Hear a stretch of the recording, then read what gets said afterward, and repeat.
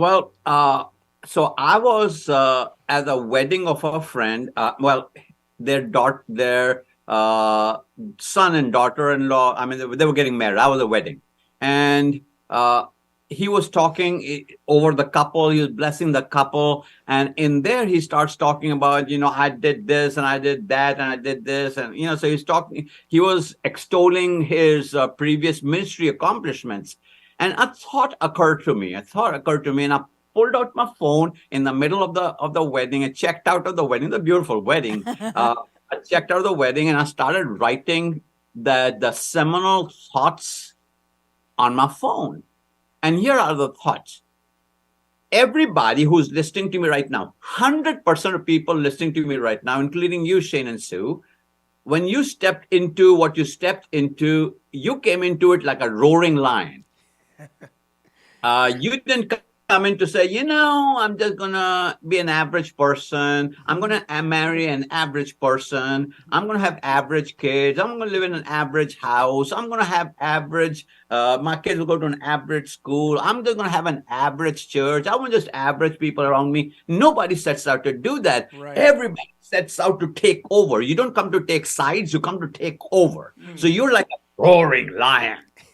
You come in there, you are going to change the world. I mean, you are going to do things nobody else has done. You're going to build buildings. You're going to have people. You're going to have money. You're going to support missions. You're going to have a school. You're going to have youth. You're going to have people going out with ministry. You're going to have a college. I mean, you came in with these grandiose dreams like a lion.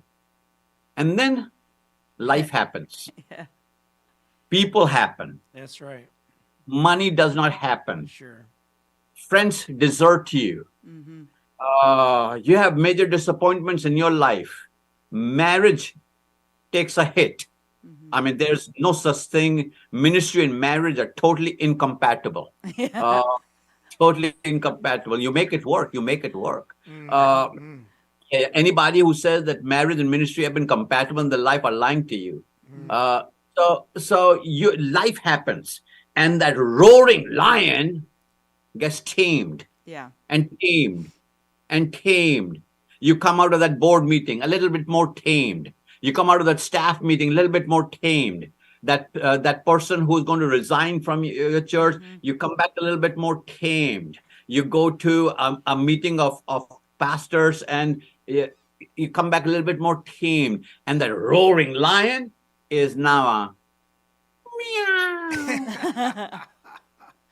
It's just a little house cat. Look like a lion,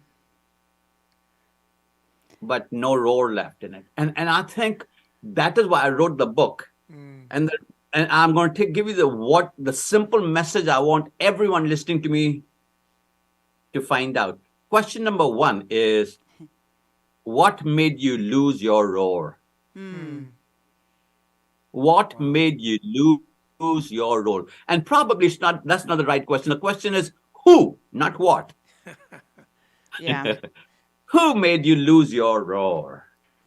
And my second question is, so what do you have to do to get that roar back? Right. There's no formula for that. In my book, I'll give you some ideas on that, but there's no formula for that.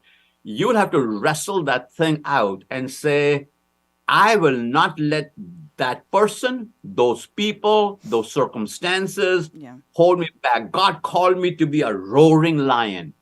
And that is why the book title is a longer title. And the title is How Leaders Create Chaos and Why They Should. If you are a leader, the only way I know you're a leader is you're creating chaos. Otherwise, you become a settler. You're a house cat. So you just get with the you get with the program. You cower down to the circumstances around you, to the people around you. You work through what you can't do rather than what you can do. Right. You try to meet goals. You stop exceeding goals. You inspire people, but not like you really want to inspire people. Because you know that I don't think they're gonna get it. I don't think they are ready for it. But you're ready for it. Right. So who is the leader here? Are they leading you now? Are they setting the temperature of your life for you now? Well, they're not ready for it. Who's ready for it? If you're ready for it, then you're too late. Yeah, yeah. Yeah. It's amazing how that Yeah. switch happens. So that's what I want to say in that book. Is simply you were born to be a lion. That's Get so about good. doing that business of being a roaring lion. When a lion shows up on the savannah, everything scatters. Yeah.